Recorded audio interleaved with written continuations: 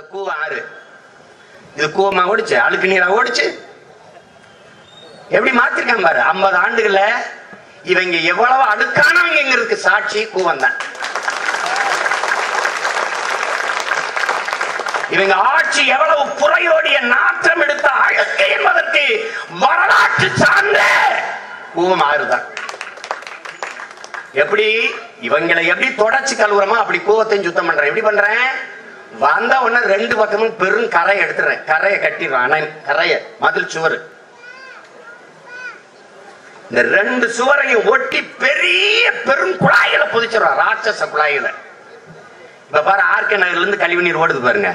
RK நகருக்கு இடையில அந்த குழாயில பெரிய இப்படி ஓட்டை இருக்கும். எப்படி இந்த பிவிசி பைப்புக்கெல்லாம் நீங்க இப்படி போட்டு ஜாயின் பண்றீங்களோ அப்படி ஒரு இது போடுறீங்களோ அப்படி ஒரு பொருத்தத்தை அப்படி வச்சு சரிடுவேன், இதுக்குள்ள போயிடும்.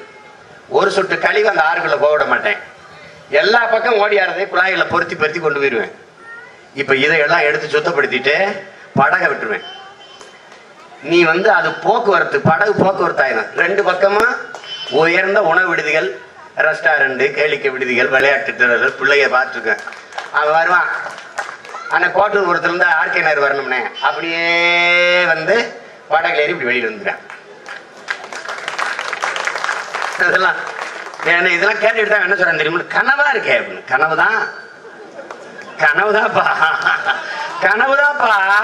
ஒரு தடவை வந்தால் கனவு, 2 முறை வந்தால் ஆசை, திரும்ப திரும்ப வந்தால் அது இலட்சியம் என்று எங்களுடைய பெருமதிப்பிற்குரிய ஐயா அப்துல் கலாம் அவர்கள் சொன்னது போல இது கனவுதான். திரும்ப திரும்ப திரும்ப வருகிற லட்சிய கனவு.